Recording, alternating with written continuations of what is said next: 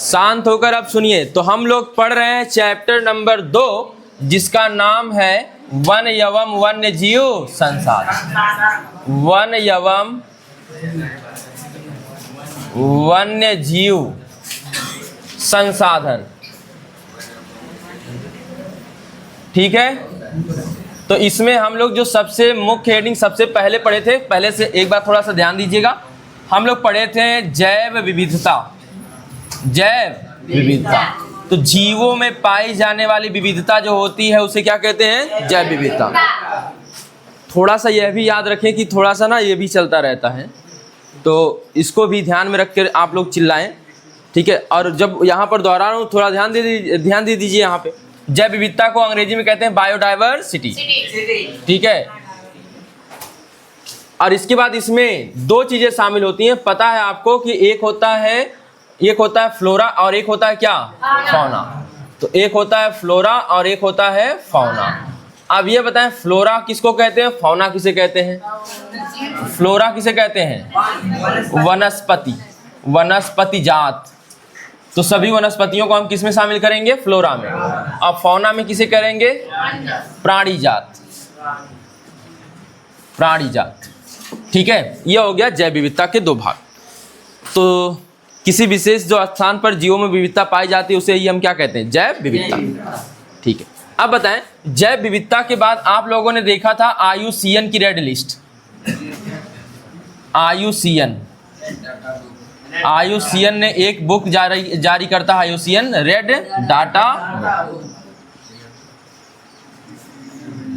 Red data book. इसमें कुछ श्रेणियां बनाई गई थी, इसमें श्रेणियां थी जिसमें जीवों को भिन्न भिन्न भागों में बांटा गया उन पर खतरों के आधार पर। तो सबसे पहले कौन सी जातियां? सामान्य जातियां। मानव किसमें आएगा? सामान्य। दूसरा कौन सा बांटा गया था? संकटग्रस्त जातियां। संकटग्रस्त जातियां। अगला कौन था? सुभेद जातियां।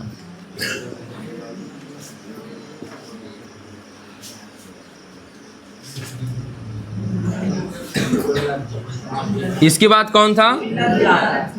दुर्लभ जातियां। चील गिद्ध किस में आ जाएंगे?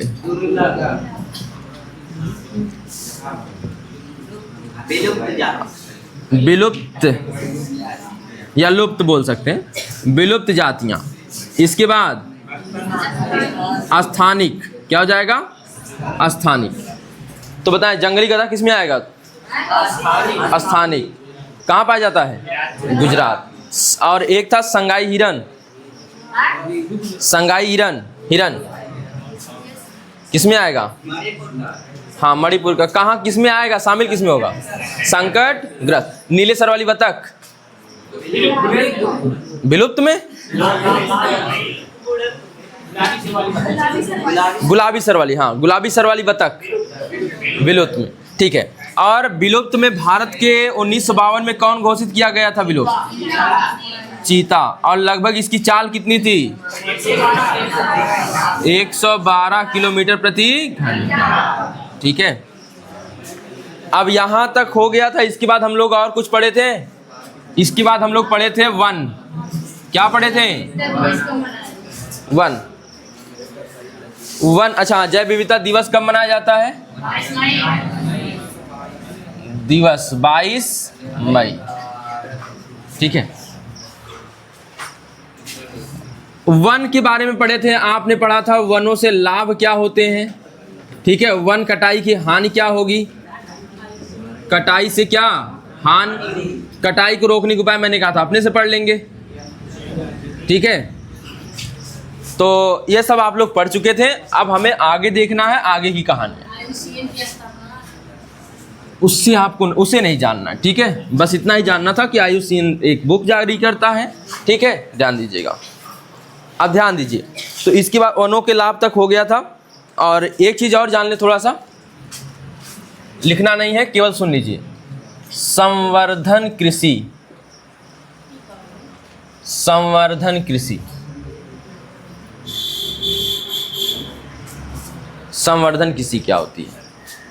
जैसे आप लोग देखते होंगे आजकल लोग खेतों में सफेदा लगा देते हैं या फिर क्या लगा देते हैं, सागौन लगा देते हैं, देखे हैं? अच्छा, सफेदा को ही क्या कहते हैं? यूकेलिप्टस, यूकेलिप्टस, ठीक है। तो सागौन लगा देते हैं या फिर यूकेलिप्टस लगा देते हैं।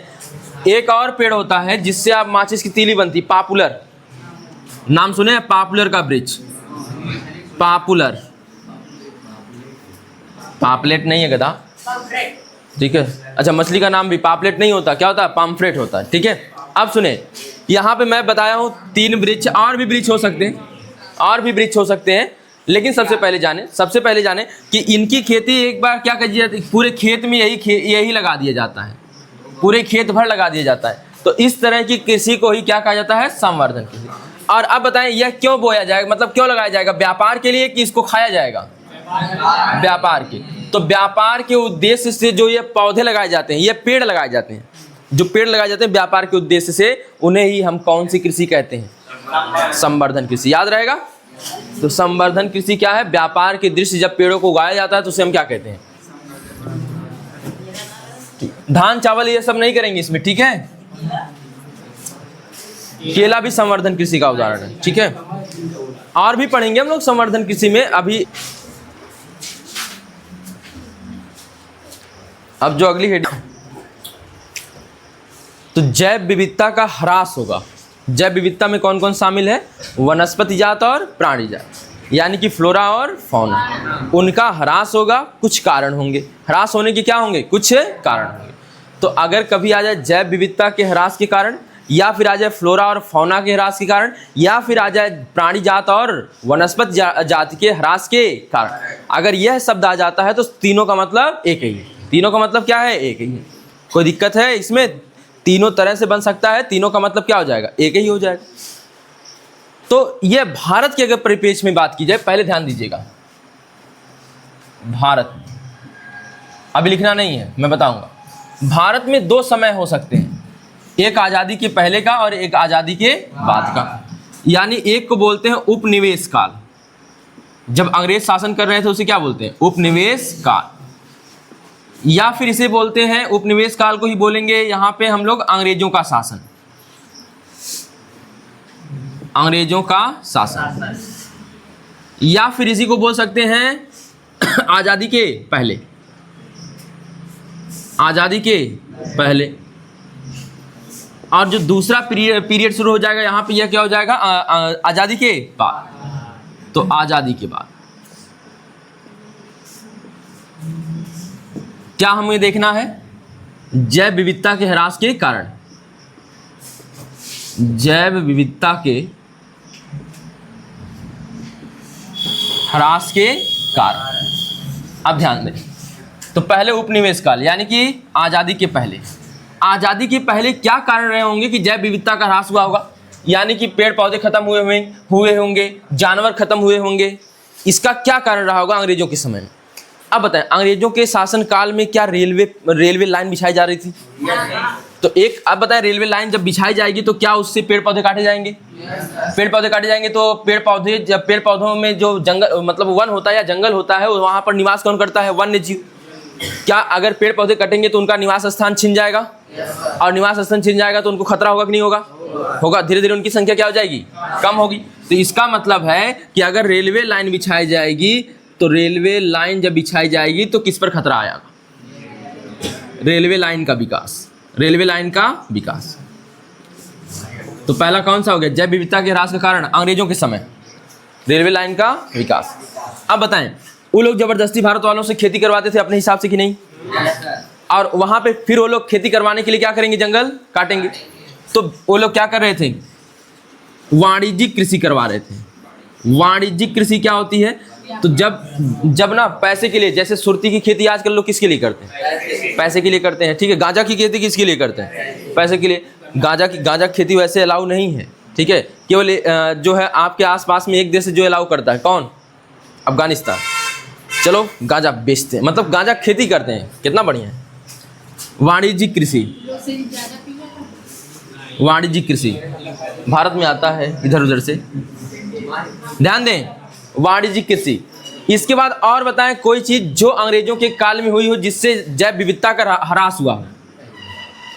जैव विविधता का ह्रास हुआ, बताइए। क्या अंग्रेज रहे होंगे भारत में, कहीं पर अगर खनिज पाए गए होंगे तो वह क्या निकालने की कोशिश की होंगे? तो खनिज का खनन एक प्रक्रिया कौन सी हो गई? खनन हो गया। ठीक है, वैसे भी कहा जाता है ना, भारत सोने की देश हमारा रहा है सोने के चिरई, ऐसा गाना है मनोज तिवारी का एक।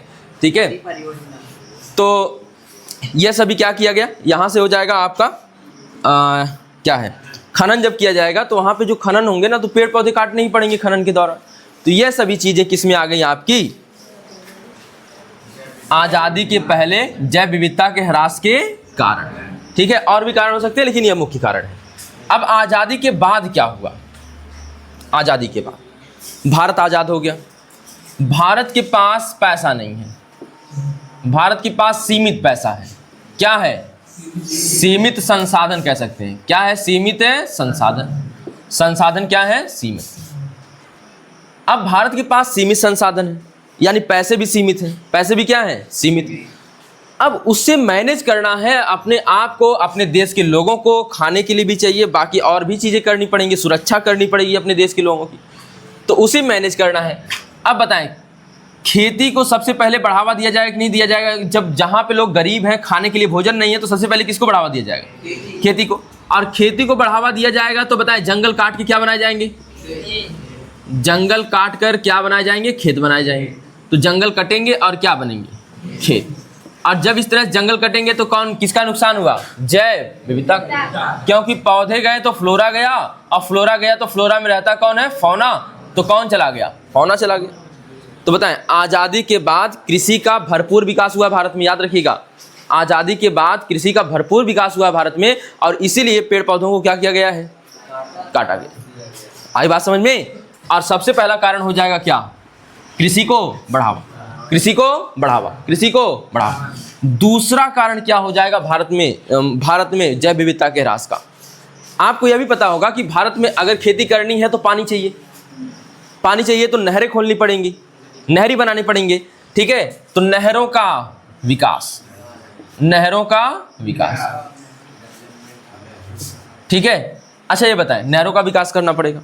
नहरों का विकास हो रहा था भारत में, जहां जहां से नहर गुजरेगी वहां से पेड़ क्या किए जाएंगे? काटे जाएंगे। आपको पता है कि बांध बनाकर पानी को रोका जाता है, बिजली का उत्पादन भी होता है। तो इस तरह से जब बांध बनाया जाएगा तो बताइए, मैंने एक पिछले किसी क्लास में बताया ही रहा होगा कि जब बांध बनाए जाते हैं तो उसके पीछे एक बड़ा सा जलाशय बनाया जाता है, और उस जलाशय के लिए जहाँ पे वो जलाशय होगा उसमें पानी जो रुकेगा वह पौधों की जड़ों को क्या कर देगा? सड़ा देगा। ठीक है, तो जब पौधों, या फिर पहले से ही काट दिया जाएगा पौधों को, तो उस समय क्या होगा? जैव विविधता का ह्रास होगा कि नहीं होगा? होगा। ठीक है, और कोई कारण? क्या आज़ादी के बाद रेलवे लाइन का विकास नहीं हुआ होगा? हुआ होगा। ठीक है, इससे बेहतर है कि एक लाइन में लिख दें, निर्माण कार्य, अन्य निर्माण कार्य, या औद्योगिकीकरण लिख देते हैं। क्या लिख देते हैं? औद्योगिकीकरण। और औद्योगिकीकरण बताएं, औद्योगिकीकरण होगा तो अभी आप लोग देख ही रहे हैं कि भारत में औद्योगिकीकरण एक व्यक्ति को बढ़ाने के लिए औद्योगिकीकरण में क्या किया जा रहा है? कई वनों को उस व्यक्ति को दिया जा रहा है और वह व्यक्ति वनों को क्या कर रहा है? काट रहा है। तो औद्योगिकीकरण जब होगा तो वहां पर वनों की क्या होगी? कटाई होगी। वनों की कटाई होगी तो जैव विविधता क्या हो जाएगी? ह्रास होगा। जैव विविधता का क्या होगा? ह्रास होगा। तो यह सभी कारण आप जाने कि भारत में आज़ादी से पहले कौन से कारण थे और आज़ादी के बाद कौन से कारण थे, किसके लिए?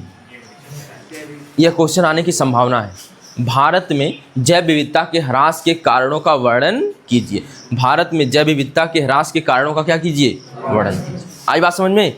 तो आप दो स्टेप में करेंगे, एक आज़ादी के पहले और एक आज़ादी के बाद। तो आपको यह लिखने की आवश्यकता नहीं है, यहाँ पे जानते रहें कि उपनिवेश काल कहा जाता है। जब अंग्रेज भारत पे शासन कर रहे हैं तो उसे कौन सा काल कहा जाता है? उपनिवेश काल। तो या तो अंग्रेजों का शासन कहेंगे या तो क्या कहेंगे? आज़ादी के पहले। आप केवल इतना जान जाइए कि आज़ादी के पहले। अब इसी को हम लोग पॉइंट वाइज लिख लेते हैं। ऐसे लिखवाऊँ ना, जैसे चार्ट बना के ना, ठीक है, चार्ट बना देते हैं, आप लोग खा लीजिएगा बस। मेला वैसे भी चल रहा है। देखिए विशाल वो चाट खा लिए, जिभिया जर गई उनकी। देखिए बात यह है, बेचारे चाट देखते ही बर्दाश्त नहीं कर पाए, चटोए में कूद पड़े। देखिए भारत में, साथ में लिखिए, भारत में जैव विविधता के ह्रास के कारण, भारत में जैव विविधता के ह्रास के कारण,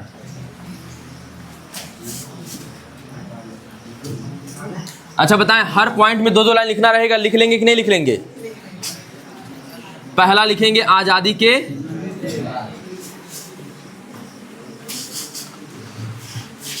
के पहले या उपनिवेश काल में। किस काल में? उपनिवेश काल में। आजादी के पहले उपनिवेश काल में। दूसरा कौन सा आ जाएगा? आजादी के बाद।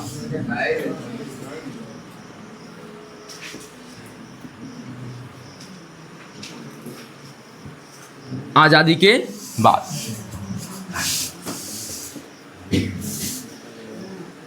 बताएं, अभी सबसे पहले क्या लिखा गया था? रेलवे लाइन का विकास।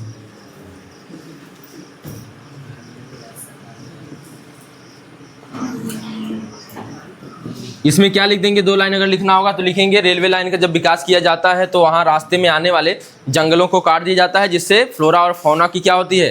फ्लोरा और फौना का ह्रास होता है। ठीक है, ऐसे लिख देंगे। या लिख देंगे जैव विविधता का क्या होता है? ह्रास होता है। दूसरा क्या लिखे थे? रेलवे लाइन का विकास हो गया। कौन सी कृषि? वाणिज्यिक कृषि को क्या किया गया? बढ़ावा। वाणिज्यिक कृषि को क्या किया गया? बढ़ावा। वाणिज्यिक कृषि को बढ़ावा। तो वाणिज्यिक कृषि को बढ़ावा दिया जाएगा तो खेतों की कमी पड़ेगी। खेत को क्या किया जाएगा? फिर बढ़ाने के लिए जंगलों को क्या किया जाएगा? काटा जाएगा। और बताएं कौन सी चीज? खनन। क्या था? खनन। तो खनन के लिए जगह को साफ किया जाएगा, उसके आसपास आने वाले वन को क्या किया जाएगा? जैसे आप लोगों ने एक क्षेत्र सुना था अभी, छत्तीसगढ़। क्या सुना था? छत्तीसगढ़ में एक जंगल था हसदेव। हसदेव का जंगल। क्या कौन सा जंगल था? हसदेव का जंगल। तो एक भारत की कंपनी को भारत सरकार द्वारा दिया गया इसको क्या करने के लिए?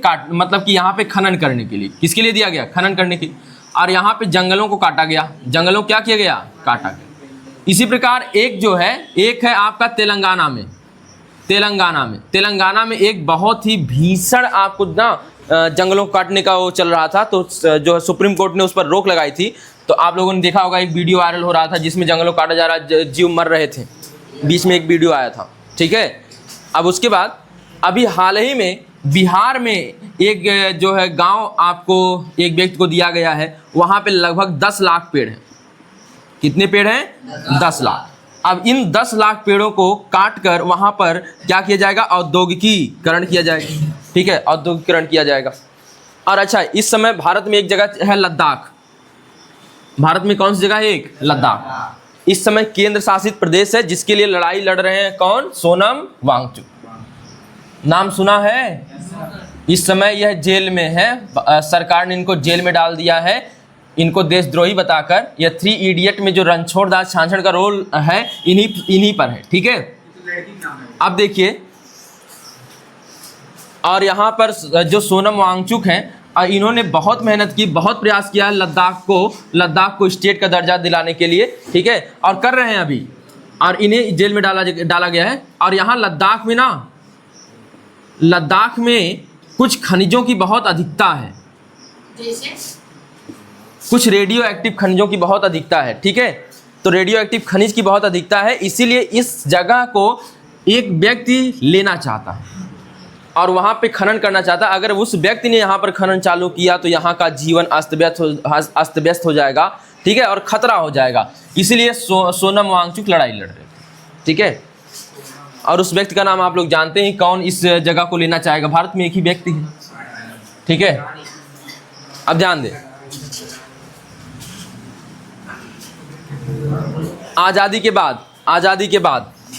बाद किसकी कमी है? भोजन की कमी है, तो किसको बढ़ावा मिलेगा? कृषि को बढ़ावा। जिसके लिए क्या किया जाएगा? भूमि विस्तार, जिसके लिए क्या किया जाएगा? कृषि को बढ़ावा मिलेगा तो भूमि विस्तार किया जाएगा, भूमि विस्तार किया जाएगा, वनों की कटाई होगी, वनों की कटाई होगी तो जैव विविधता का क्या होगा? ह्रास होगा।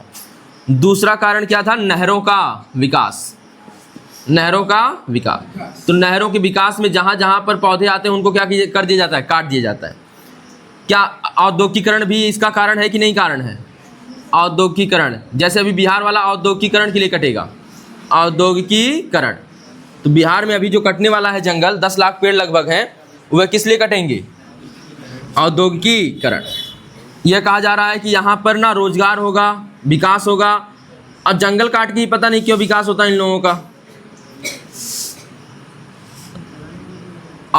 औद्योगिकीकरण, औद्योगिकीकरण। और कोई कारण लिखा था अभी? बस इतना उतार लीजिए।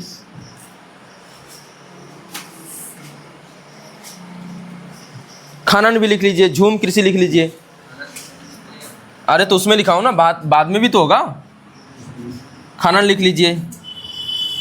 भारत में एक कृषि पर पढ़ाया था, झूम कृषि, याद है? इसको एक बार अभी पढ़ना है, झूम कृषि। ठीक है, झूम कृषि लिख लीजिए। झूम कृषि से क्या किया जाता है? पेड़ों को काटा जाता है, जलाया जाता है, कृषि की जाती है, और जब उसकी उर्वरता खत्म हो जाती है फिर पेड़ों को दूसरी जगह पर काटा जाता है, फिर जलाया जाता है। इस प्रकार से क्या होता है? वनों का ह्रास होगा कि नहीं होगा? बहुत ज़्यादा होगा। और एक खनन में ना, एक बताता हूँ जो है, एक है पश्चिम बंगाल में Buxa tiger reserve, Buxa tiger reserve. यह कहाँ है? पश्चिम बंगाल, पश्चिम बंगाल में क्या है? Buxa tiger reserve. यहाँ पे जो है, जो टाइगर है उनको संरक्षित किया जाता है। टाइगर रिजर्व का मतलब जहाँ पर टाइगर को क्या किया जाए? संरक्षित किया जाए। तो यहाँ पर क्या है? यहाँ पर एक खनिज है, एक खनिज है, और उस खनिज का नाम है डोलोमाइट। खनिज का नाम क्या है? डोलोमाइट। इसके खनन के लिए ना यहाँ इसका खनन किया गया, और यहाँ पे खनन किया गया है तो इससे क्या हुआ है? खनन किया गया है, इससे यहाँ पर जो जमीन है धंस गई है। जमीन क्या हो गई? धंस गई। अब जमीन धंस गई तो यहाँ पे जो आसपास पेड़ पौधे थे वो अभी क्या हो जाएंगे? जो इस जमीन पर क्या रहेंगे? पेड़ पौधे, वो अभी क्या हो जाएंगे? जमीन के नीचे चले जाएंगे, यानी कि उनका अस्तित्व क्या हो गया? खत्म हो गया। उनका अस्तित्व खत्म हो गया, तो इससे किसका ह्रास हुआ? जैव विविधता का। तो बुक्सा टाइगर रिजर्व याद रखिए कहाँ पे है? तो यहाँ पर किस खनिज का खनन किया गया था? तो पश्चिम बंगाल के बुक्सा टाइगर रिजर्व में किस खनिज का खनन किया गया? डोलोमाइट। डोलोमाइट खनिज का क्या किया गया? खनन। यह किसका खनिज है? तो यह कैल्शियम का खनिज है। किसका है? कैल्शियम। मैग्नीशियम भी होता है इसमें। ठीक है, आप लोग यह उतार लीजिए, साथ में यह कहीं पर ना ऐसे गोल बना लीजिए।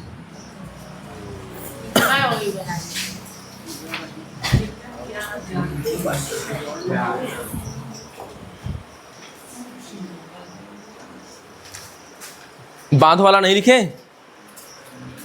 यहां पे मेन जो था मैं तो भूल ही गया। बांधों का विकास, बांधों का विकास। बांधों का एक नाम और आता है, कोई बताएगा? नदी घाटी परियोजना। नदी घाटी परियोजना। एक नाम और आता है, बहुउद्देशीय परियोजना। नाम सुना होगा, बहुउद्देशीय परियोजना। बहुउद्देशीय परियोजना एक ही चीज का नाम है, बांध का ही सब नाम, बहुउद्देशीय परियोजना। ठीक है, तो चाहे जो एक हेडिंग में इसमें से लिख सकते हैं आप लोग, मैंने टोटल नाम लिख दिया जो जो आते हैं। अब ये तो भारत के स्तर पर हुआ, विश्व के स्तर पर देखा जाएगा कि जैव विविधता के ह्रास के क्या क्या कारण हैं। ठीक है, यानी हर जगह कहीं पर भी कौन कौन से ऐसे कारण हैं जो जैव विविधता के ह्रास के लिए कारण है। अच्छा, अंग्रेजों ने एक काम नहीं किया होगा, शिकार नहीं किया होगा क्या? बहुत किया, तो शामिल कर सकते हैं इसको भी। ठीक है, शिकार। अंग्रेजों सब जाते थे शिकार खेलने। ठीक है, सांझ हुई, कहते चलो शिकार खेलने, और अंग्रेज अपनी भाषा में बोलेंगे चलो शिकार करने चलते हैं। ठीक, आपको क्या थी?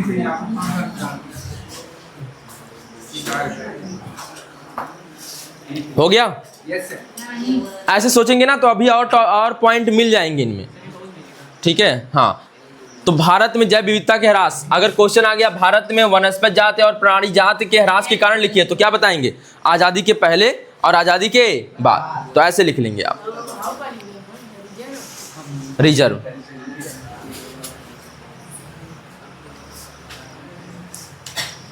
हो गया? अब जैव विविधता के ह्रास के अन्य कारण जैसे विश्व स्तर पर देखा जाए या हर जगह पर स्तर पर देखा जाए तो कौन कौन से आएंगे, ठीक है।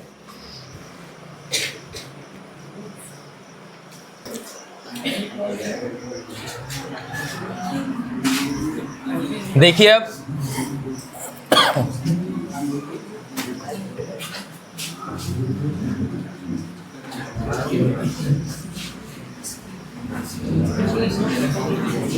अगर भारत ना लिख कर देगा तो क्या करेंगे? तो जैव विविधता के, शांत रहिए, जैव विविधता के ह्रास के मुख्य कारण, अब ध्यान दीजिए, पहले इसको समझ लीजिए, ठीक है।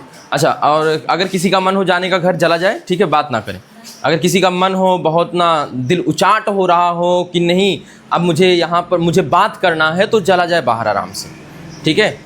तो अगर यहाँ पे है तो पढ़ लीजिए, जैव विविधता के ह्रास के कारण, मुख्य कारण। अब ये मैंने भारत नहीं लिखा है तो हर जगह के लिए लागू हो जाएगा, ठीक है। तो आज़ादी के पहले आज़ादी के बाद नहीं लिखेंगे ना, सीधे लिखेंगे पॉइंट।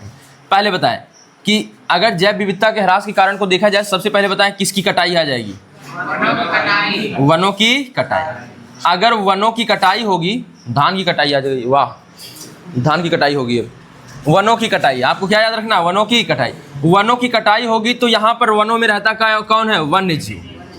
वन्य जीव। तो इनका आवास क्या हो जाएगा? छिन जाएगा। आवास क्या हो जाएगा? छिन जाएगा। और आवास छिन जाएगा तो इनकी, आप बताएं, इन पर क्या हो गया? खतरा। वन्य जीव पर क्या आ गया? खतरा। अब बताएं, वन भी आते हैं, वन्य जीव भी आते हैं, जैव विविधता में वन भी आते हैं, वन्य जीव भी आते हैं, फ्लोरा और फौना दोनों आते हैं। तो बताएं, दोनों का ह्रास हुआ कि नहीं हुआ? तो अब बताएं, वनों की कटाई हो गई। अब बताएं, पर्यावरण प्रदूषण होगा तो क्या यह चीज हो सकती है कि इन पर भी प्रभाव पड़े और इन पर भी प्रभाव पड़े? हो सकता है। जैसे जल प्रदूषण जब बढ़ता है तो किसके जीवन को खतरा होता है? मनुष्य के जीवों को, जलीय जंतुओं को सबसे पहले खतरा होगा कि नहीं होगा? अगर आप जल प्रदूषण होता है तो सबसे पहले खतरा किसको होगा? जलीय जीव जंतुओं को। मछली को खतरा होगा, उसमें जो और जीव पाए जाते हैं उनको खतरा होगा। तो ठीक है, तो वह प्रदूषण से, अच्छा, पर्यावरण प्रदूषण जब होता है, एक चीज और, जल प्रदूषण जब होता है ना, तो उसमें आप देखेंगे जो जल के नीचे है, जल के नीचे भी एक आप ना देखेंगे तो जैसे लगेगा ना कि वनस्पतियां पाई जाती हैं, लाइकेन जिन्हें कहते हैं। क्या कहते हैं? लाइकेन। तो उन पर भी खतरा आता है। और वह किसका भोजन होते हैं? लाइकेन किसका भोजन होते हैं? मछलियों का। लाइकेन किसका भोजन होता है? मछलियों का भोजन होता है। जब मछलियों के भोजन को ही खतरा हो जाएगा तो बताएं क्या होगा? मछलियों को भोजन नहीं मिलेगा, फिर मछलियां क्या हो जाएंगी? धीरे धीरे खत्म होंगी। और पर्यावरण प्रदूषण से किसको हानि होगी?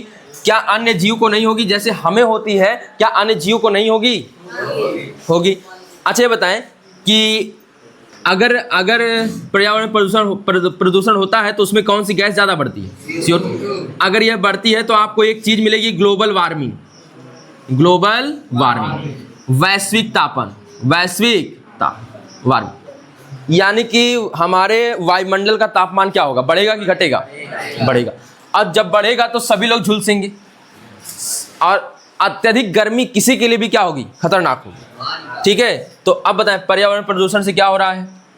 जैव विविधता को क्या होगा? ह्रास होगा। ठीक है, जो जीव जंतु अधिक तापमान सहने के आदि नहीं है उनका क्या हो जाएगी? मृत्यु हो जाएगी। पेड़ पौधे अधिक जो तापमान नहीं झेल पाएंगे वो भी क्या हो जाएंगे? खत्म हो जाएंगे। ठीक है, तो इस तरह से देखा जाए तो जैव विविधता का पर्यावरण प्रदूषण से क्या होता है? ह्रास होता है। जल भी हो गया, हर संसाधन, हर चीज़ से, हर प्रदूषण से इनको क्या होगा? जैव विविधता का क्या होगा? ह्रास होगा। और कारण बताएं। और कारण में आ जाएगा आपका जंगली जानवरों का आखेट यानी शिकार। क्या आ जाएगा? शिकार। शिकार किया जाएगा तो किसका ह्रास होगा? जंगली जानवरों का। और जंगली जानवरों का शिकार होगा तो किस में शामिल है? जैव विविधता में। ठीक है। और औद्योगिकीकरण हो जाएगा, औद्योगिकीकरण। ठीक है, आप सब लिख सकते हैं। औद्योगिकीकरण हो गया, खनन हो गया, ठीक है, रेलवे लाइन का विकास हो गया। अब रासायनिक उर्वरकों का हाँ इस्तेमाल भी लिख सकते हैं। और सुने एक मुख्य कारण, और सुने, संसाधनों का असमान वितरण। यह बहुत मुख्य है। संसाधनों का असमान वितरण, संसाधनों का असमान वितरण। अब इससे क्या मतलब है? संसाधनों का असमान वितरण, संसाधन वही है जो मानव आवश्यकताओं की क्या करते हैं? पूर्ति करते हैं। संसाधनों का असमान वितरण, जैसे कहा उन्होंने कहा था, रवि किशन जी ने कहा था कि कहीं वो समोसा बड़ा मिलेला तो कहीं छोटा मिलेला। उनकी सबसे बड़ी समस्या है कि समोसा हर जगह बराबर मिलना चाहिए। ठीक है, अब ध्यान दें। तो इसी तरह से कहीं पर कुछ लोगों के पास संसाधन अधिक है, कुछ लोगों के पास संसाधन क्या है? कम। ठीक है, संसाधन से यहाँ पर आपको धन से भी हो सकता है, संपत्ति से भी हो सकता है, धन से भी हो सकता है, संपत्ति से भी हो सकता है, और भी कई प्रकार की चीज़ें आ सकती हैं। तो इन संसाधनों का वितरण क्या है? असमान। ठीक है, तो संसाधनों का वितरण जो है वह भारत में कैसा पाया जाता है? असमान। जिनके पास धन संपत्ति यानी संसाधन अधिक है, ध्यान दीजिएगा, जिनके पास संसाधन अधिक है, जिनके पास संसाधन अधिक है वे क्या करेंगे? अच्छा ये बताएं कि गरीब व्यक्ति वनों की कटाई में भाग लेता है कि जो अमीर होते हो? अमीर, क्योंकि उनको ज़्यादा विकास करना है, तो उनको ज़्यादा विकास के लिए ज़्यादा भूमि चाहिए, ज़्यादा उद्योग लगाने हैं, तो वह क्या करता है? आपने कभी सुना है कि गांव के सबसे गरीब जिसका नाम हो, जैसे गोदान में एक व्यक्ति होरी, गोदान में है ना, होरी है, तो क्या आप सुनेंगे गांव का? अरे हो तो जंगल में काटना उन्हें? नहीं। हमारे देश में सुनने में अक्सर आता है कि फलाना व्यक्ति ने, जो आज विश्व के बड़े आदमियों में गिने जाते हैं, उनके द्वारा जंगल को क्या किया गया? काट। और इस तरह सुना जाता है। तो जो अधिक अमीर होता है उसके पास संसाधन क्या होते हैं? अधिक होते हैं।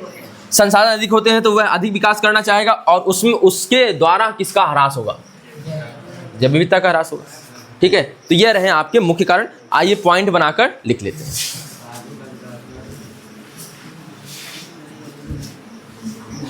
तो सबसे पहला कारण क्या हो जाएगा? वनों की कटाई।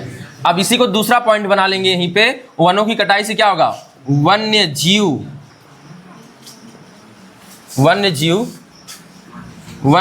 के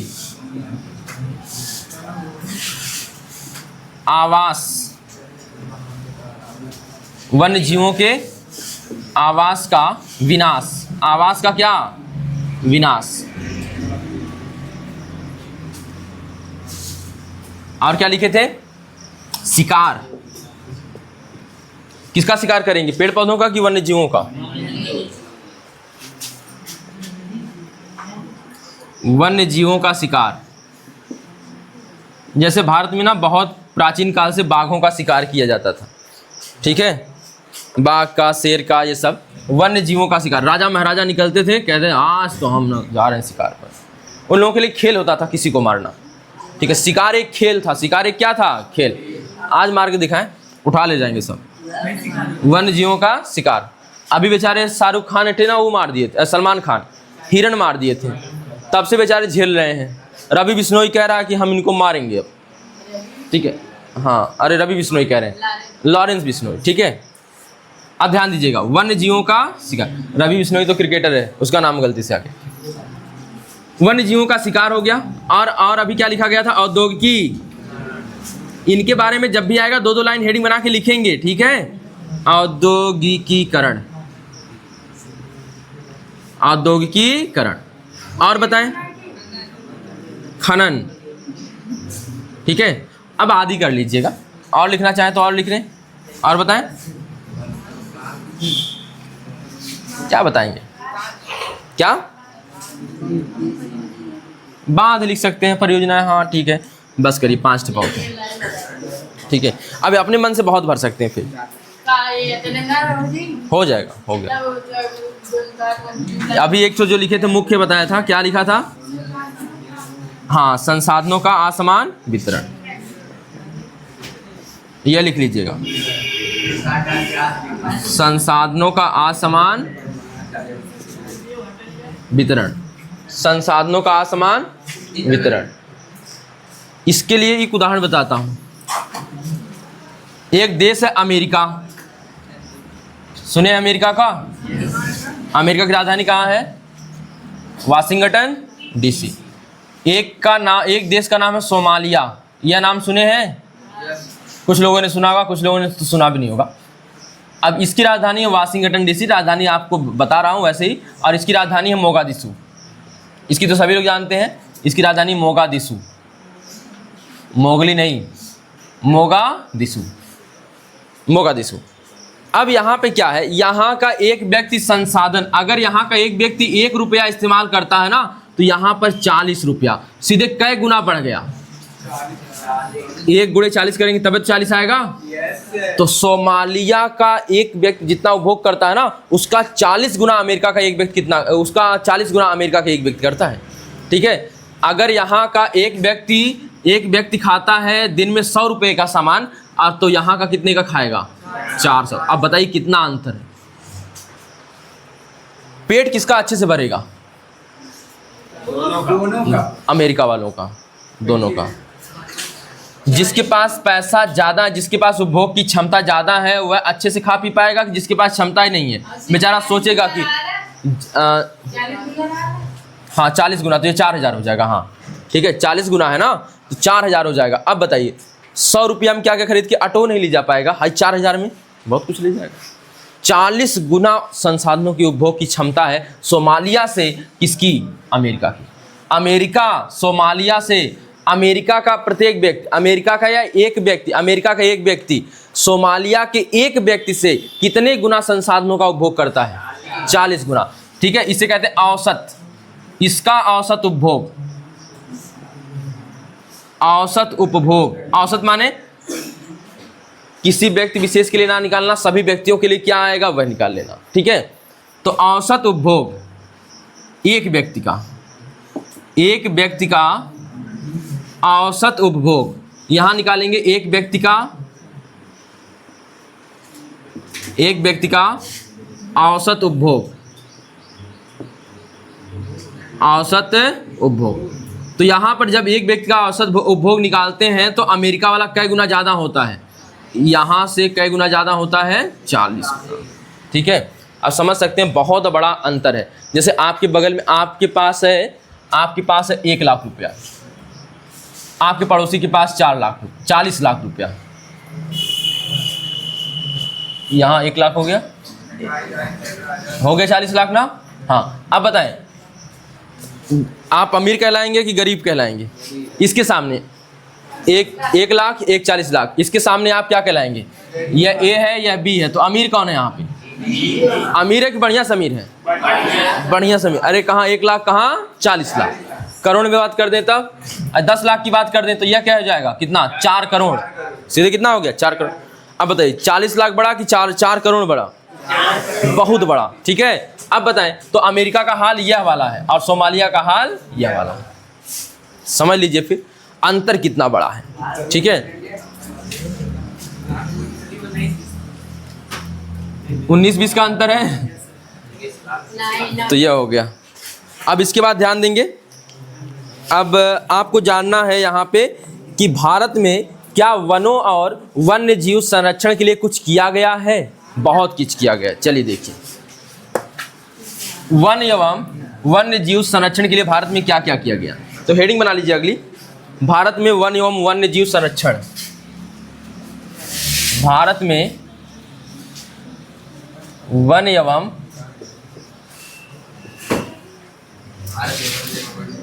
वन्य जीव संरक्षण, भारत में वन एवं वन्य जीव संरक्षण।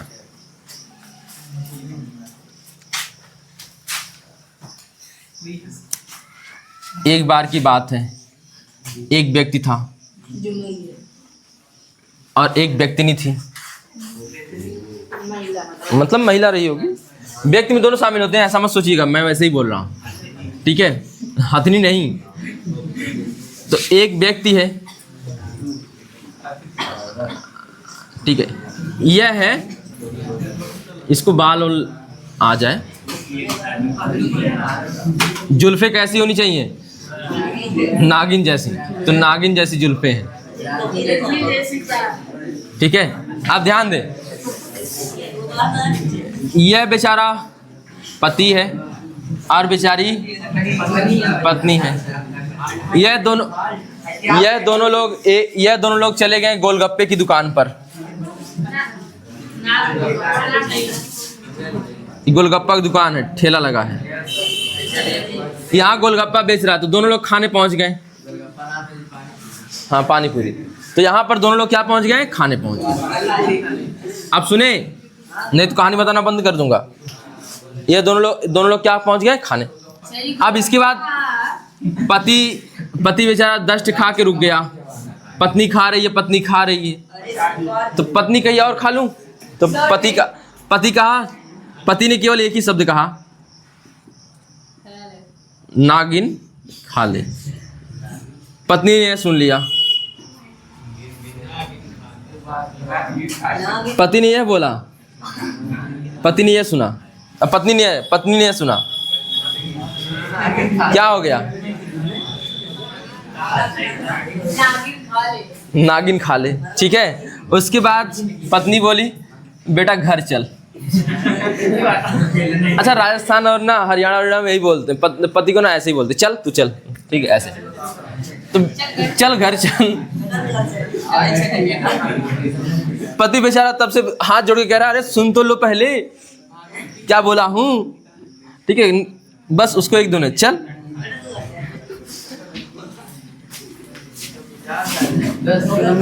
हो गया, गोलगप्पा खत्म हो गया। देखें, अब आ जाते हैं इस पे, भारत में वन एवं वन्य जीव संरक्षण। भारत में वन एवं वन्य जीव संरक्षण, तो क्या इसके लिए क्या कुछ काम किए गए हैं भारत में? बिल्कुल किए गए हैं। सबसे पहला काम क्या किया गया, भारत में एक अधिनियम लाया गया वन और वन्य जीव संरक्षण के लिए, नाम उसका रहेगा वन्य जीव संरक्षण अधिनियम लाया गया, ठीक है। सबसे पहले एक नीति बताइए, वन नीति कब आई थी? 1952, बहुविकल्पी में आता है। दूसरा काम किया गया, एक अधिनियम आया, वन्य जीव संरक्षण अधिनियम, वन्य जीव संरक्षण अधिनियम। यह कब आया? 1972 में। 1972। वन्य जीव में एक वन्य जीव बहुत ज़्यादा इंपॉर्टेंट माना जाता है भारत के लिए, वह है टाइगर। कौन है? टाइगर। तो भारत में टाइगर के संरक्षण के लिए 72 के बाद तुरंत 72 में कहा गया हम वन्य जीव का संरक्षण करेंगे। 72 में कहा गया हम किसका संरक्षण करेंगे? वन्य जीव का। फिर कहा गया किसका संरक्षण पहले करेंगे? सबने कहा टाइगर का, ठीक है। तो टाइगर के लिए लाया गया प्रोजेक्ट टाइगर। जब भी प्रोजेक्ट लिखा जाए ना, समझिए उनके संरक्षण के लिए, किसी जानवर के साथ प्रोजेक्ट लगा दिया जाए ना, समझिए उसका संरक्षण करना है। तो प्रोजेक्ट टाइगर आ गया। कब आ गया? 1972 से जाएंगे तो किसमें? 1973। तो यह क्वेश्चन बड़ा इंपॉर्टेंट है, कि प्रोजेक्ट टाइगर कब आया? 1972। यह याद रखें, इतना इंपॉर्टेंट है ना कि यह बहुविकल्पी में इसमें से एक क्वेश्चन जरूर मिलेगा। इसके बाद यहाँ पे जब देखेंगे प्रोजेक्ट टाइगर हो गया, एक प्रोजेक्ट और आया जो कि आपकी किताब में नहीं दिया है, लेकिन आपको जानना है। प्रोजेक्ट हाथी, प्रोजेक्ट एलिफेंट, प्रोजेक्ट हाथी या एलिफेंट लिख सकते हैं। यह कब आया? 1992 में। कब आया? 1992, ठीक है। तो यह है। और क्या क्या किया गया है? किया गया? तो यह तो देखें, वन नीति आ गई, वन्य जीव संरक्षण अधिनियम आ गया, प्रोजेक्ट टाइगर आ गया, प्रोजेक्ट हाथी आ गया, और भारत में कई नेशनल पार्क नाम सुना है आपने? ठीक है, नेशनल पार्क को बनाया गया। वन और वन्य जीव संरक्षण के लिए क्या बनाए गए? नेशनल पार्क्स, जिसे कहते हैं राष्ट्रीय उद्यान। तो राष्ट्रीय उद्यानों की क्या की गई? स्थापना। आपने सुना होगा एक नाम और, वन्य जीव पशु विहार, नाम सुना होगा, भले देखा ना हो, वन्य जीव पशु विहार। तो भारत में क्या किया गया वन और वन्य जीव संरक्षण के लिए? तो लिखेंगे राष्ट्रीय उद्यानों, जिन्हें हम कहते हैं नेशनल पार्क्स, राष्ट्रीय उद्यानों एवं वन्य जीव पशु विहार, वन्य जीव पशु विहारों की स्थापना।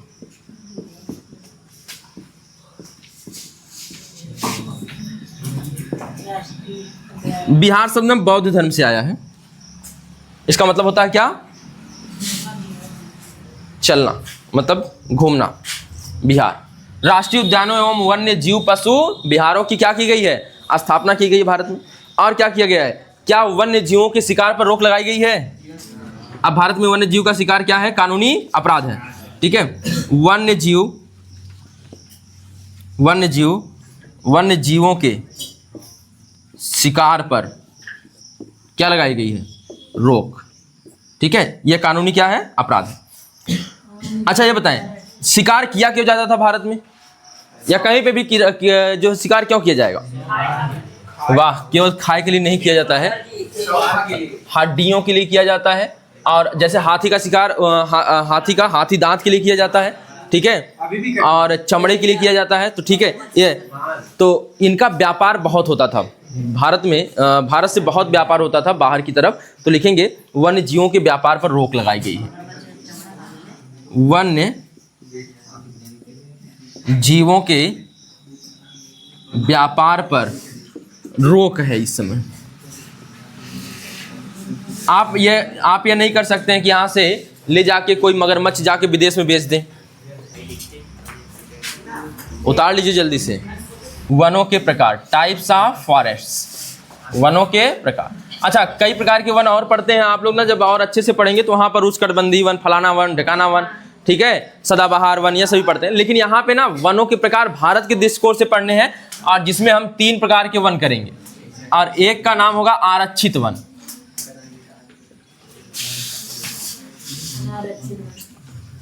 ठीक है, आरक्षित वन। दूसरा होगा रक्षित वन,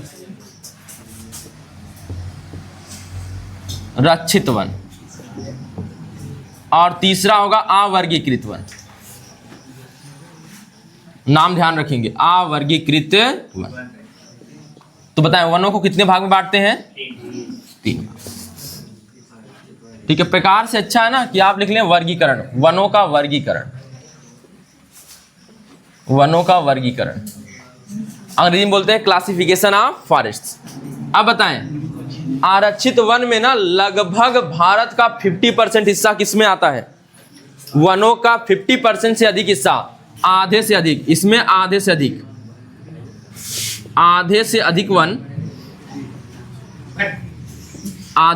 वन किसमें आते हैं? आरक्षित वन। 1/3 वन, 1/3 यानी लगभग 33%। अच्छा, इसमें आधे से अधिक माने 50% से ऊपर, और इसमें 33% लगभग 1/3, 1/3 वन किसमें शामिल है? रक्षित वन। यह भारत में सबसे अधिक कहां पे है आरक्षित वन? सबसे अधिक आरक्षित वन कहां है? तो एमपी में, यानी कि मध्य प्रदेश। सबसे कम कहां पर है? बस इसी को जानना, बाकी और किसी के लिए नहीं जानना, इसी को जानना। सबसे कम कहां पर है? हरियाणा। अगर कोई पूछे भारत में सबसे अधिक वन कहां पाए जाते हैं, यह भी हटा दे। भारत में सबसे अधिक वन कहां पाए जाते हैं? एमपी में। कहां पाए जाते हैं? एमपी में। सबसे कम कहां पाया जाता है? हरियाणा। सबसे कम कहां पाया जाता है? हरियाणा। ठीक है, लगभग 1/3 वन। अवर्गीकृत वन में क्या होता है? आपके गांव की बगिया उगिया जो होती है ना, वह अवर्गीकृत वन होती है। बंजर भूमि जो होती है वह अवर्गीकृत वन में आती है। ठीक है, और इसमें तो क्या करेंगे, पॉइंट वाइज लिखवा दूं अंदर इसके हेडिंग बना के।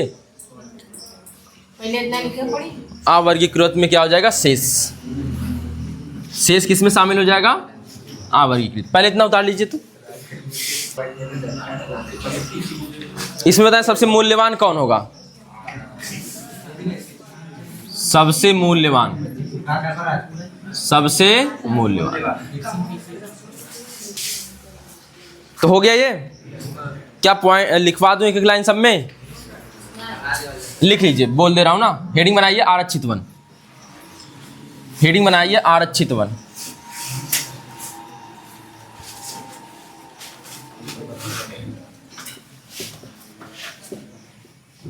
आरक्षित वन, आरक्षित वन हेडिंग बना लीजिए। लिखिए। हाँ, देश में आधे से अधिक वन, देश में आधे से अधिक वन, आधे से अधिक वन, अधिक वन आरक्षित वन है। आधे से अधिक वन आरक्षित वन है।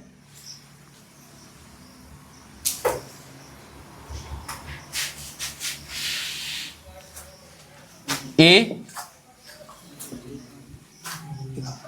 वन एवं वन्य जीव संरक्षण की दृष्टि से सर्वाधिक मूल्यवान है, सर्वाधिक मूल्यवान है, सर्वाधिक मूल्यवान है।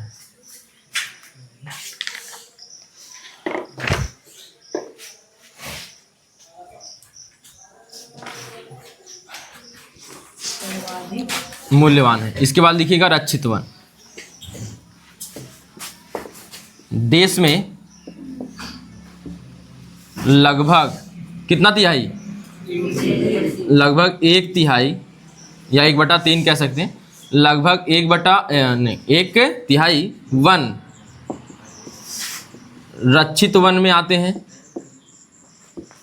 रक्षित वन में आते हैं, रक्षित वन में आते हैं, रक्षित वन में आते हैं।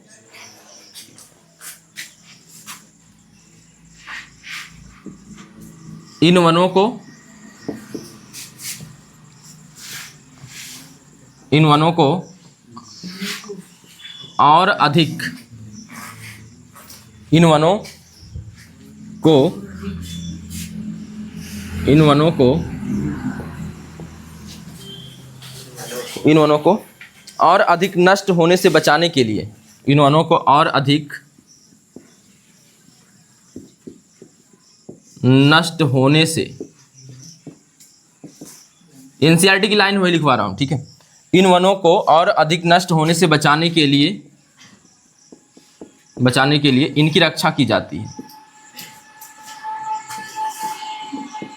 इनकी रक्षा की जाती है। अवर्गीकृत वन,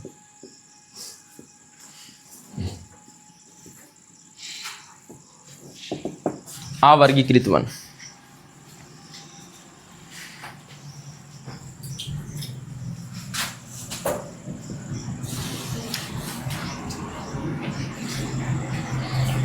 अन्य वन जो होंगे ना वो आ जाएंगे इसमें।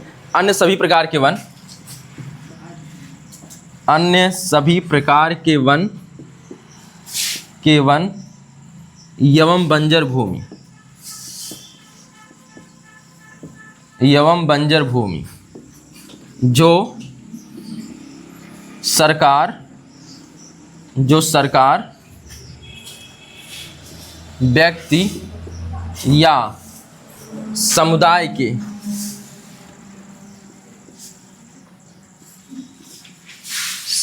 के स्वामित्व में हो। तो अन्य सभी प्रकार के वन किस में आ जाएंगे? अवर्गीकृत वन में आ जाएंगे, जो सरकार का कब्जा भी हो सकता है, व्यक्ति का भी हो सकता है, या फिर किसी का हो सकता है, समुदाय का। नोट कर लीजिएगा पूरा।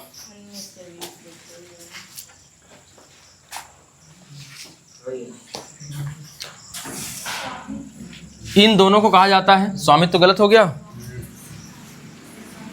इन दोनों को कहा जाता है अस्थाई वन। अगर कोई पूछे अस्थाई वन में कौन कौन शामिल है, आरक्षित और रक्षित, और अस्थाई वन में कौन है? अवर्गीकृत वन, ठीक है। नोट कर लीजिएगा।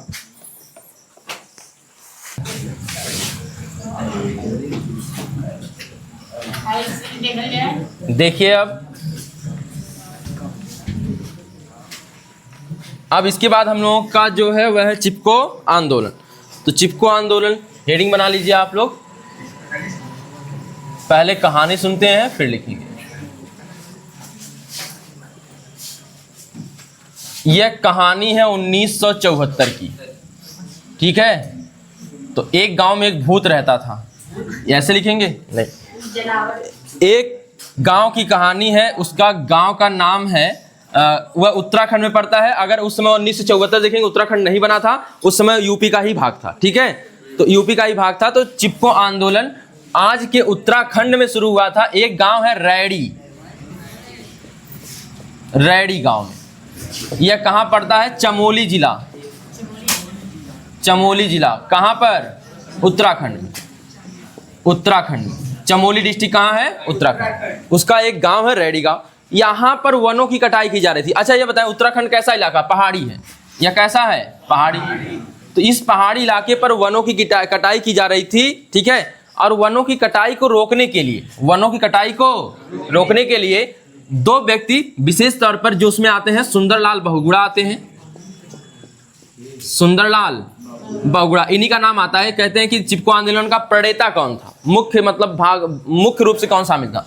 सुंदरलाल बहुगुणा। तो बहुगुणा, इनके साथ एक व्यक्ति और थे, चंडी प्रसाद भट्ट। चंडी प्रसाद भट्ट, आपको नाम याद रखना कौन सा? सुंदरलाल बहुगुणा। यह दो लोग मिलकर चलाते हैं। और इसमें क्या किया गया? पेड़ों को कटने से बचाने के लिए महिलाएं पेड़ों से लिपट जाती थी और इसमें विशेष भूमिका निभाई थी महिलाओं ने। तो अगर कोई पूछे इसमें विशेष भूमिका किसकी थी? विशेष भूमिका महिलाओं की। महिलाएं, विशेष भूमिका कौन निभाया? महिलाएं, ठीक है। तो बताएं चिपको आंदोलन कहां शुरू हुआ था? आपको यह याद रखना, कहां पर शुरू हुआ? उत्तराखंड। किस डिस्ट्रिक्ट में? चमोली। किसके द्वारा? और भूमिका किसकी थी? उद्देश्य क्या था? पेड़ को काटने से बचाना, वृक्षों को काटने से बचाना, ठीक है। अब देखिए, तो आप पॉइंट वाइज लिख लेते हैं। तो सबसे पहले पॉइंट आएगा शुरुआत। क्या हुआ? हाँ बस इतना ही। शुरुआत कब हुई? 1974। प्रणेता सुंदरलाल बहुगुणा प्लस, यह नाम नहीं लिख के आएंगे आप लोग परीक्षा में, चंडी प्रसाद भट्ट। आप किताब में नहीं दिया है, यह मैं अपने से बता रहा हूं। चंडी प्रसाद भट्ट, आपको यह याद रखना है, ठीक है। और मुख्य भूमिका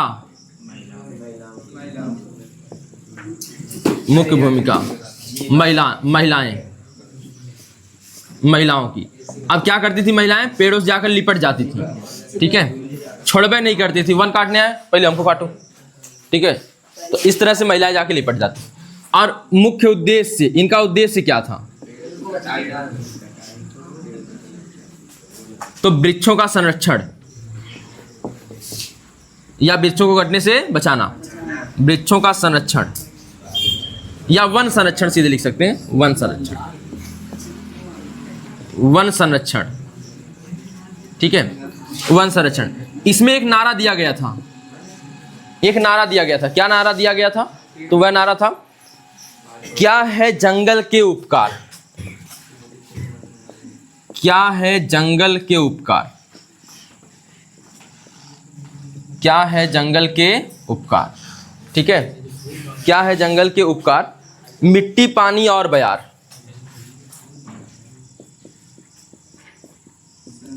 मिट्टी, पानी और बयार।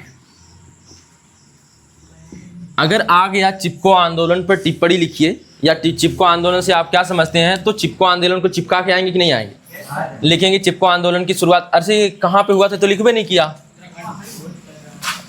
चमोली जिला या रैडी गांव, रैडी गांव, चमोली जिला,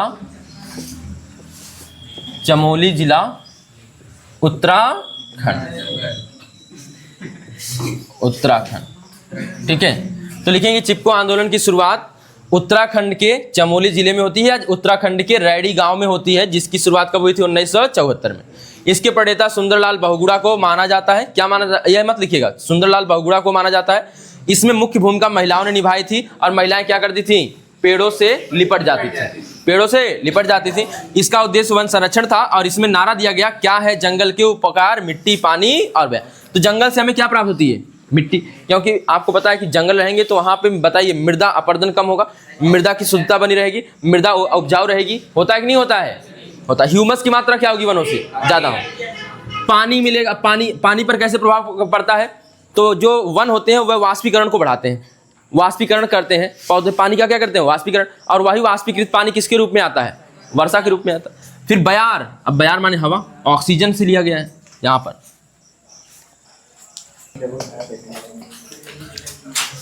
एक स्टार बना के और लिख लीजिएगा, बीज बचाओ आंदोलन, बीज बचाओ आंदोलन टिहरी में। टिहरी कहाँ है? टिहरी डैम का नाम सुना है? कहाँ पे है?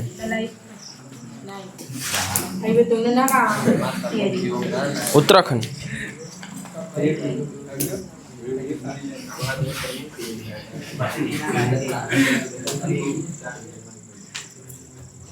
हो गया।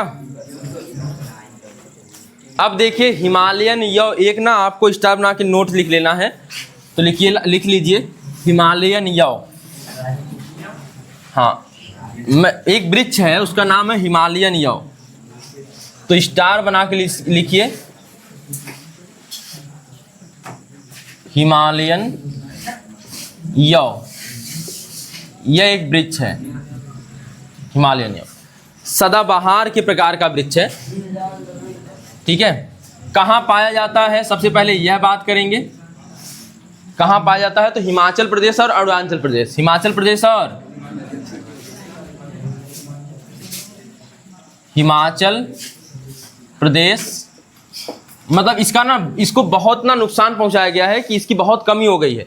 हिमाचल प्रदेश व अरुणाचल प्रदेश, हिमाचल,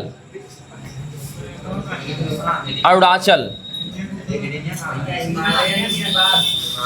हिमालयन यव प्रदेश। ठीक है, इससे एक पदार्थ प्राप्त होता है जिसका नाम है टैक्सोल। इससे एक पदार्थ प्राप्त होता है टैक्सोल, और उस टैक्सोल का जो इस्तेमाल होता है ना, कैंसर की दवा बनाने में होता है। ठीक है, जब पढ़ा रहे हैं तब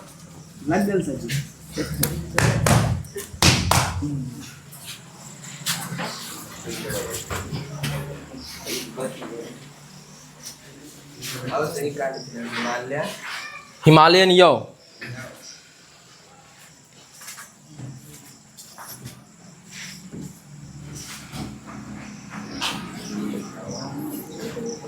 यह पौधा कैसा है? तो लिख लेंगे औषधीय पौधा है, औषधीय पौधा।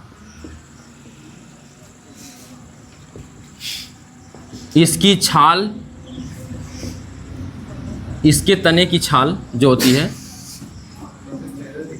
इसके तने की छाल, ठीक है,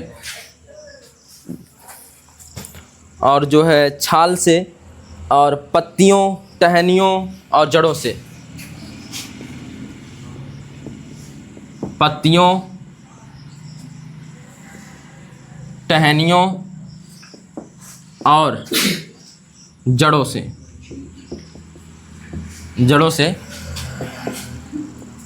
टैक्सोल नामक, टैक्सोल नामक रसायन निकाला जाता है। टैक्सोल नामक रसायन निकाला जाता है, निकाला जाता है। निकाला जाता है जिसका उपयोग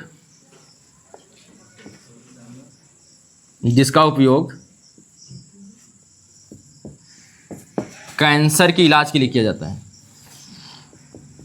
कैंसर के इलाज के लिए किया जाता है।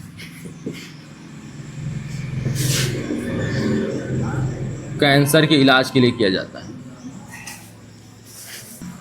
अब कुछ वृक्षों की पूजा वूजा की जाती है, उसके बारे में लिख लेना, कहाँ पर की जाती है, क्यों की जाती है, तो लिख लेते हैं। ठीक है, जैसे कदम्ब और महुआ की पूजा की जाती है दो जनजाति द्वारा, मुंडा एवं संथाल। इमली और आम की जो पूजा होती है बिहार और उड़ीसा में शादी के दौरान होती है। ठीक है, जिम कार्बेट जो है नेशनल पार्क कहाँ स्थित है? उत्तराखंड में, भारत का सबसे पुराना नेशनल पार्क है।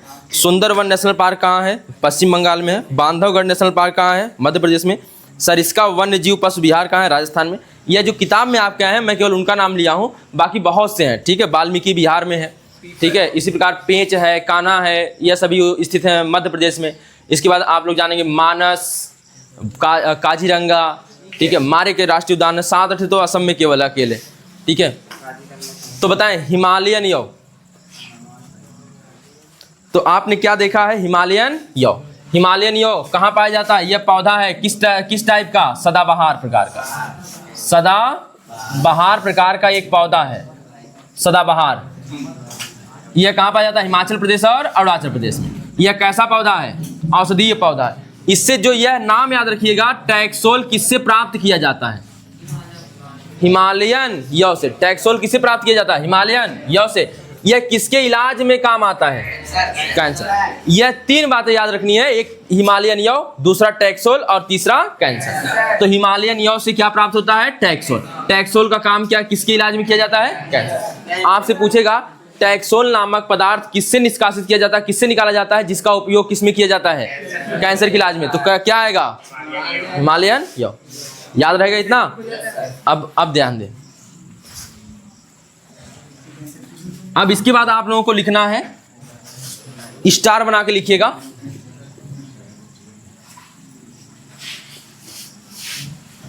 कदम्ब व महुआ की पूजा किस जनजाति द्वारा? मुंडा और संथाल। मुंडा और संथाल जनजाति द्वारा। बहुविकल्पी में आएगा ना, इसलिए याद रहे, संथाल जनजातियों द्वारा। अच्छा, यह सभी क्या किसके लिए तकनीकियां हैं? प्राचीन काल से। क्या जो वन संरक्षण पहले से चला आ रहा है कि अभी हाल से चालू हुआ है? पहले से। जैसे वृक्षों को ना देवी देवता मान लेते हैं सब, तो अब बताएं देवी देवता मानने के बाद क्या उनकी कटाई की जाएगी? नहीं। यह देवी देवता मानने का मेन रीजन क्या था? वृक्षों को काटने से क्या करना? बचाना। जैसे बरगद को कह दिया, बरगद या पीपल को कह दिया जाता है ना, इसके में भूत रहता है, कोई यही भी नहीं करेगा, काटेगा कौन? ठीक है, तो उसके बाद ऐसे ऐसे कहानी चलने लगी। तो यह कहानियां क्यों चलाई गई? क्योंकि ताकि वृक्षों की कटाई को क्या किया जा सके? रोका जा सके। वृक्षों की कटाई को क्या किया जा सके? रोका जा सके।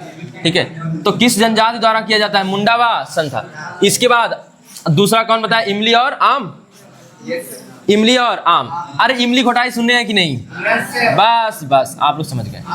इमली और, हाँ, इमली और आम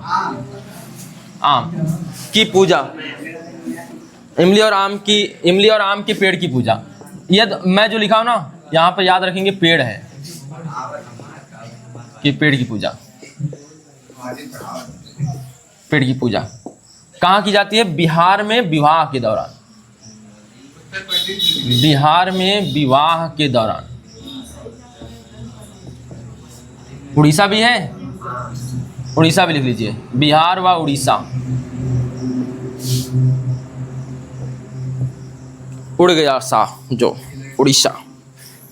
बिहार और उड़ीसा। ओडिशा या उड़ीसा। ठीक है,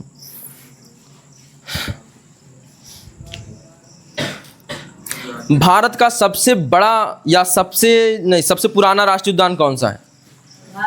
सबसे बड़ा नहीं, सबसे पुराना। यह भी स्टार बना के लिखिए। सुंदर वाह, सुंदर बात किए हैं, लेकिन नहीं है। भारत का सबसे, अभी बता रहा हूं, सबसे पुराना राष्ट्रीय उद्यान लिखिएगा जिम कार्बेट। जिम कॉर्बेट कहाँ स्थित है? उत्तराखंड। कहाँ स्थित है? उत्तराखंड। लेकिन इसका नाम चेंज हो गया अब। इसका नया नाम क्या है? नया नाम रामगंगा नेशनल पार्क। रामगंगा राष्ट्रीय उद्यान। अच्छा, इसका तीसरी बार नाम चेंज हुआ। जब पहले यह बना था ना, उसका नाम, इसका नाम था हैली। हैली नहीं, छड़ी नहीं है, हैली राष्ट्रीय उद्यान। क्या नाम था इसका? हैली राष्ट्रीय उद्यान। फिर क्या हुआ? Jim Corbett. और फिर क्या हुआ इस समय? राम गंगा। ठीक है, तो मुख्य रूप से किस नाम से जाना जाता है? Jim Corbett. जिम कॉर्बेट नाम से। सुंदरवन नेशनल पार्क कहाँ है? सुंदरवन राष्ट्रीय उद्यान। अच्छा, एनपी लिख दो तो क्या समझेंगे? नेशनल पार्क, राष्ट्रीय उद्यान। कहाँ स्थित है? पश्चिम बंगाल। और इसके बाद लिखेंगे जो आपकी किताब में सब लिखना है, सरिस्का।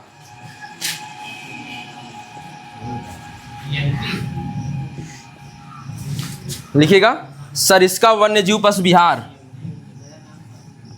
सरिस्का वन्यजीव पशु विहार। यह है राजस्थान। एक और आया है बांधवगढ़, मध्य प्रदेश।